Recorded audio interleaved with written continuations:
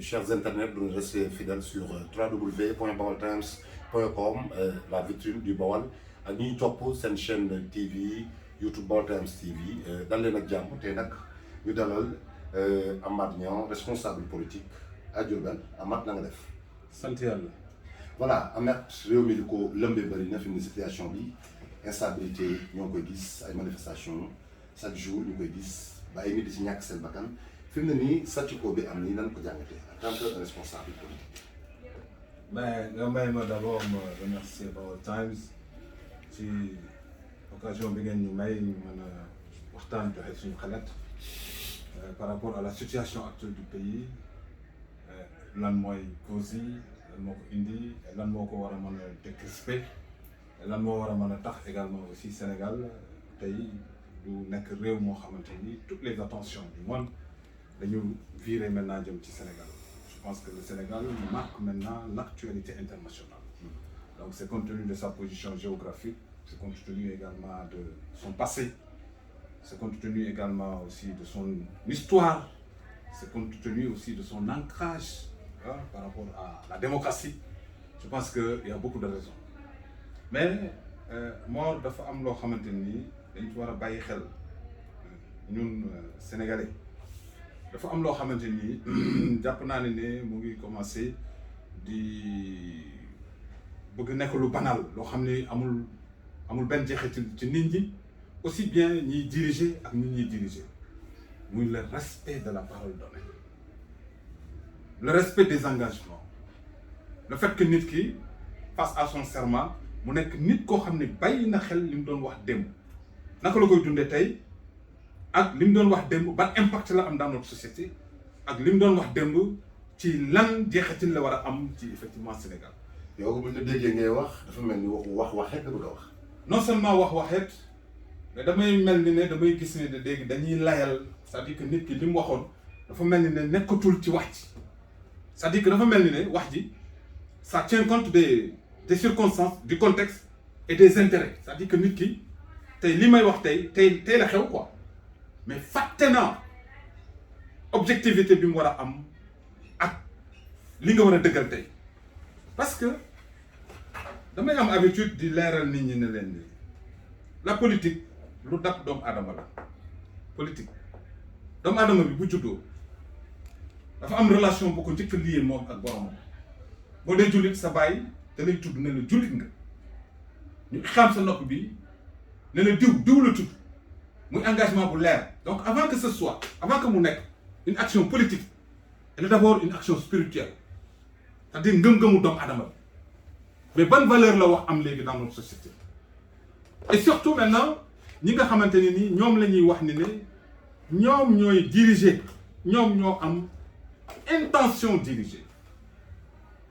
wax mooy symboliser la personnalité de l'individu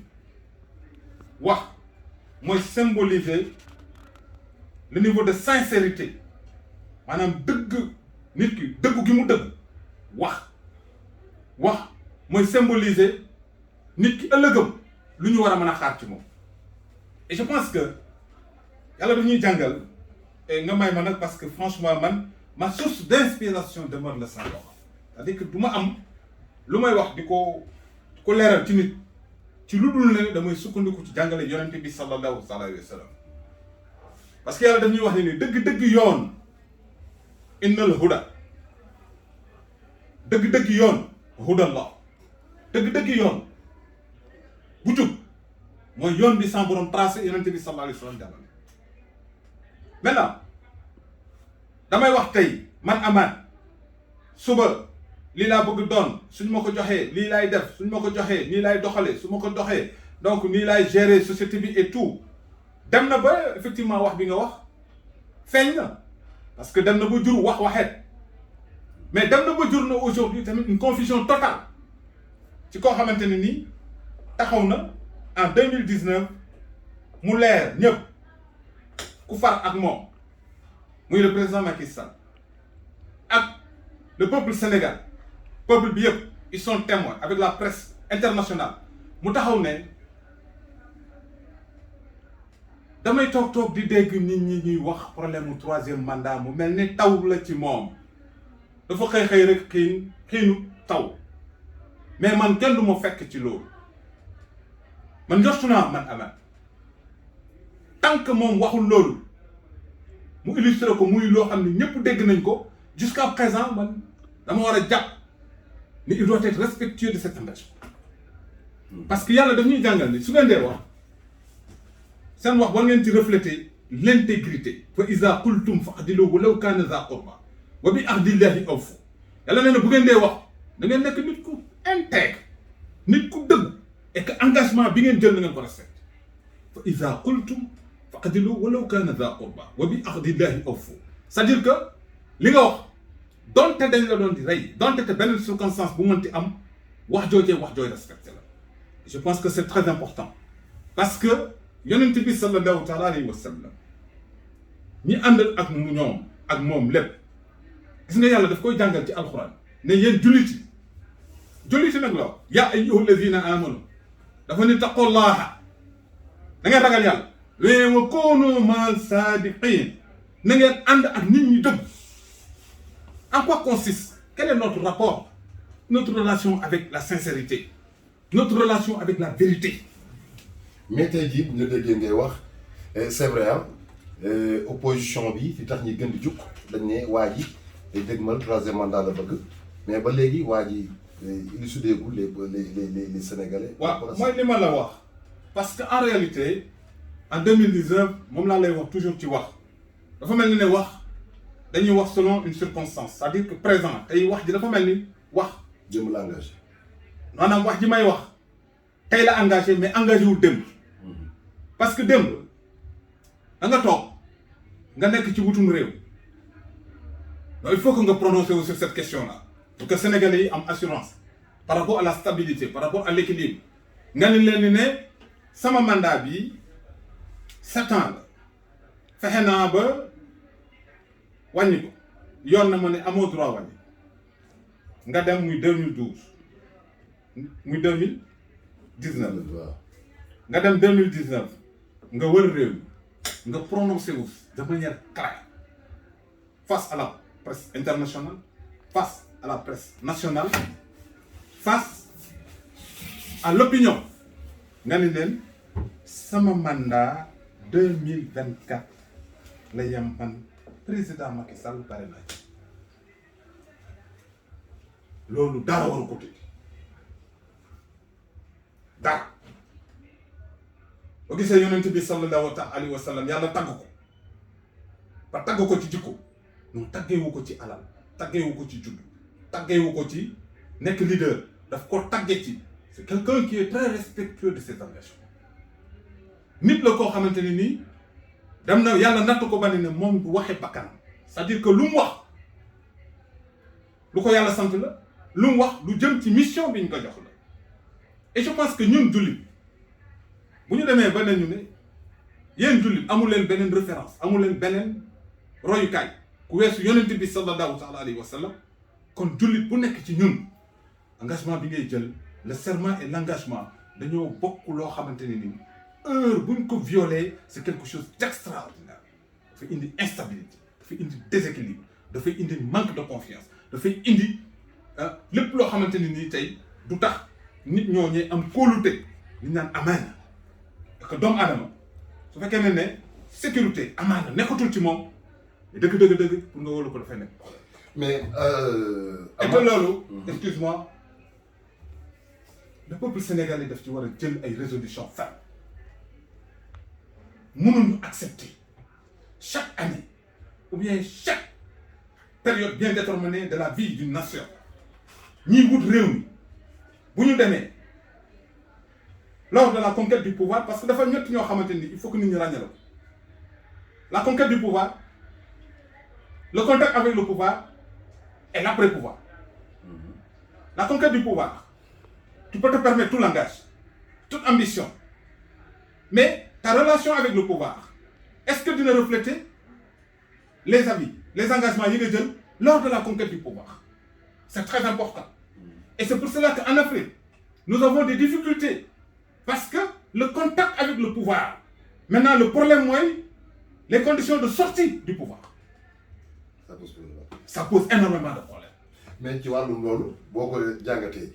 souvent nit ñi yeewu nañ ba àgg naan promesse politique bu mu dóorloo sa doom est-ce que tamit nit ñi kon war ñëw yeewu ci loolu xam na nit ki li muy wax ab temps la ko waxee ak ab période pour bëgg a jot ci benn affaire. mooy li ma la wax c'est-à-dire bu fekkee ne wax ji